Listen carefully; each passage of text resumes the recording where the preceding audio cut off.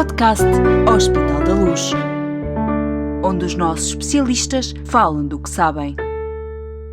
A imagem da perfusão cerebral é um exame de imagem feito para avaliar o fluxo sanguíneo no cérebro, isto é, a vascularização, a chegada de sangue ao cérebro. É um exame que permite fazer o diagnóstico e o acompanhamento de algumas doenças vasculares e degenerativas cerebrais. Uma delas é a doença dos pequenos vasos cerebrais, que tem um grande impacto na capacidade cognitiva, sendo a segunda causa mais frequente da demência. A doença dos pequenos vasos cerebrais, apesar de muitas vezes silenciosa, vai tendo um efeito cumulativo e irreversível e é responsável por quase metade dos casos de demência nos mais idosos. Conhecemos hoje bem o peso social e a importância médica que as demências têm nas sociedades modernas, afetando uma significativa parte da população com mais de 65 anos, uma incidência que a cada 5 anos mais do que duplica. 10 minutos de ciência. Hoje desafiamos o Dr. Pedro Vilela, neuroradiologista do Hospital da Luz, que foi presidente do Conselho da Sociedade Europeia de Neuroradiologista, para nestes 10 minutos de ciências nos falar da investigação que está envolvida e que tem precisamente a ver com o que acabámos de falar. Obrigado por ter aceitado o nosso convite, Dr. Pedro. Obrigado. O seu projeto, que está a ser desenvolvido no âmbito do Grupo de Investigação em Neurociências e conta com o apoio do Hospital da Luz Learning Health, tem um nome extenso: Estudo de Biomarcadores e Quantificação de Perfusão Cerebral e Impacto na Doença dos Pequenos Vasos ou Demência. Isto é um nome grande. Vou-lhe pedir para me explicar, mas antes de mais, faça-me um enquadramento do que é a investigação em neurociências, em neuroimagem, mais especificamente na Luz Saúde. Então, o grupo de neuroimagem está integrado no Departamento de Neurociências e onde faz a sua investigação. O que nós estudamos é uma avaliação não só morfológica, mas funcional do nosso sistema nervoso e do cérebro. Foi necessário iniciar uma cultura, modificar um bocadinho a cultura e ter uma cultura de investigação médica no grupo para juntar as vertentes de investigação clínica e de investigação translacional. Se temos um bom grupo, corpo clínico para avaliação, dispomos também de equipamentos tecnológicos bastante desenvolvidos e que nos permitem obter respostas às nossas perguntas. E assim, para além de termos uma investigação clínica que vai responder às nossas perguntas do cotidiano, temos também uma investigação translacional em que colaboramos com outras entidades, nomeadamente o Instituto Superior Técnico, levando o desenvolvimento básico à implementação na investigação clínica e depois a translação dessa investigação para o nível do tratamento do doente e do diagnóstico e da monitorização das suas doenças. Então, e o projeto de que hoje estamos a falar insere-se exatamente em qual dessas etapas? A ideia é fazermos uma translação entre algumas técnicas novas de imagem que dispomos e a sua aplicação na clínica. Não conseguimos estudar todas as alterações e áreas da fisiologia cerebral e, portanto, escolhemos um ponto. E esse ponto foi a perfusão cerebral mais ligada ao estudo da isquemia crónica. Isto é, do déficit de chegada de sangue arterial ao cérebro, não de uma forma aguda, como acontece no acidente vascular cerebral isquémico agudo, mas de uma forma crónica, insidiosa e progressiva, que na realidade, vai corresponder à segunda causa mais frequente de demência, mas para além disso, traduz também por uma série de déficits neurológicos que podem causar algumas outras limitações da função do próprio indivíduo, sejam elas motoras, sejam elas as cognitivas, já vimos, ou de outras funções cerebrais. Qual é exatamente então a linha de investigação que escolheu e por que optou?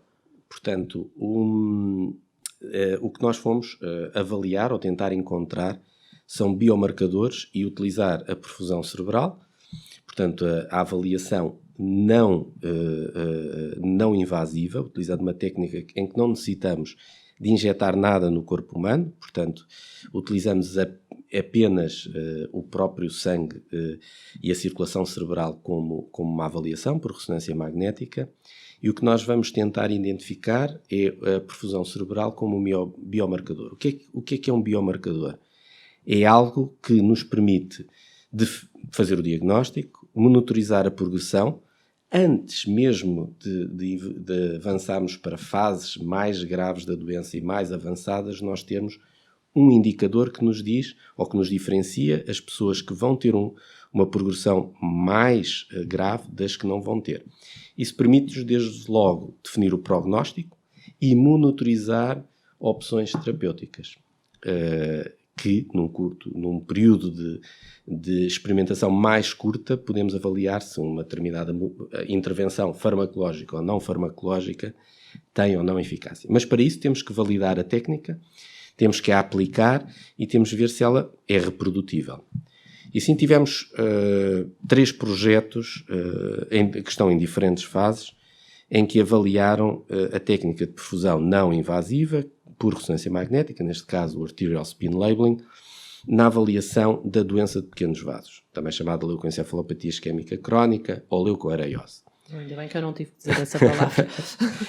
E os estudos foi o primeiro Neurofisi-IM, em conjugação com o Instituto Superior Técnico, em doentes com déficit cognitivo associado a uma doença de pequenos vasos esporádica, típico hipertensão arterial, diabetes, portanto, que causam uma diminuição progressiva, crónica, do diâmetro dos pequenos vasos arteriais, das pequenas artérias, e que causam uma isquémia, portanto, uma diminuição do aporte de sangue arterial ao cérebro, de uma forma progressiva e crónica, e outros que têm um fator de risco mais acentuado, em que a doença se desenvolve mais precocemente, associados a uma doença genética, que neste caso era o Cadazil, mas podem ser outras, e fomos avaliar o grau de déficit de perfusão, e na realidade o que se conseguiu de certa maneira demonstrar é que a perfusão, as alterações da perfusão são mais precoces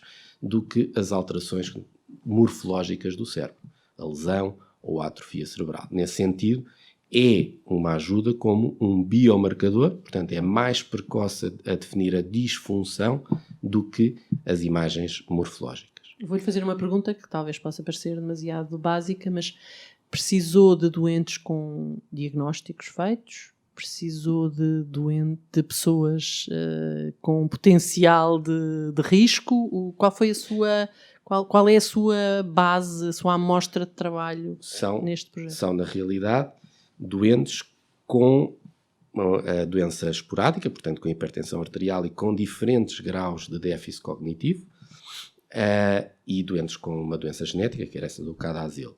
E aqui a única coisa que nós estudámos foi avaliar a reprodutibilidade da técnica, avaliar e correlacionar o grau de disfunção da perfusão cerebral com o grau de lesão do cérebro e da atrofia cerebral, e verificar que a informação que a perfusão nos dá é mais precoce, isto é, detecta mais cedo estas disfunções.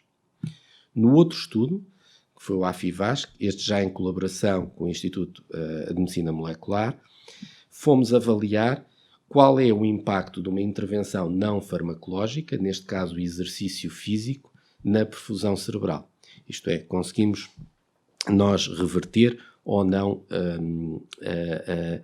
os déficits perfusionais, submetendo as pessoas a um plano de treino, obviamente adaptado à idade e às condições de cada um, crónico de exercício físico. Eu não posso aqui revelar os resultados, porque ainda não foram apresentados, mas os resultados são curiosos. E em 2 fases.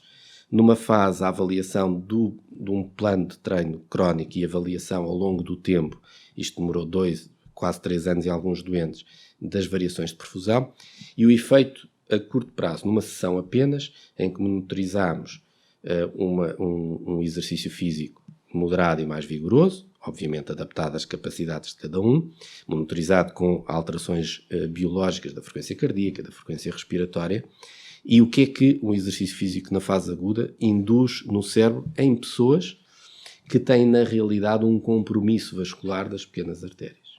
É porque eu na introdução desta nossa conversa falei em efeitos irreversíveis. Quer dizer que há esperança?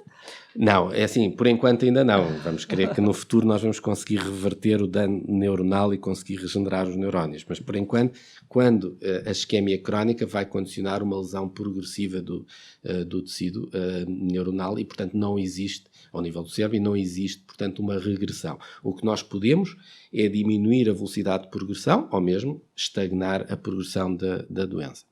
Mas para isso, e no fundo, o que é que a imagem vai colaborar? A imagem vai tentar fornecer um biomarcador. E o que se pretende com o biomarcador é que seja universal, isto é, que nós consigamos reproduzir isto em todo o lado, com uma técnica que é acessível, e cada vez mais a ressonância magnética é acessível em todo o lado, que é reprodutível, isto é um método que de um exame para o outro e de um período para o outro se mantém com dados exatos, e que é precoce. Isto é, permite diagnosticar precocemente, estabelecer um prognóstico precoce e permite monitorizar também precocemente qualquer intervenção, seja ela farmacológica ou não farmacológica. Então estamos em que fase exatamente do seu projeto? Porque me falou já de 2 deles, disse-me que eram 3. Sim, o terceiro tem a ver, eu penso que a professora Raquel Gouveia também já falou, que tem a ver as alterações já num grupo não de pequenos vasos, mas as alterações de perfusão associadas a uma doença muito frequente, que é a enxaqueca. Muito bem. Bom, ficaria a conversar muito mais sobre este tema consigo. Obrigadíssimo, Dr. Pedro, pelo seu contributo, não só para estes 10 minutos de ciência, mas sobretudo para a melhoria da qualidade de vida dos doentes que trata, que acompanha e que podem ganhar muito com as suas descobertas. Se desse lado nos ouviu, fique atento, voltaremos em breve com novos podcasts do Hospital da Luz e novos episódios destes 10 minutos de ciência. Até breve!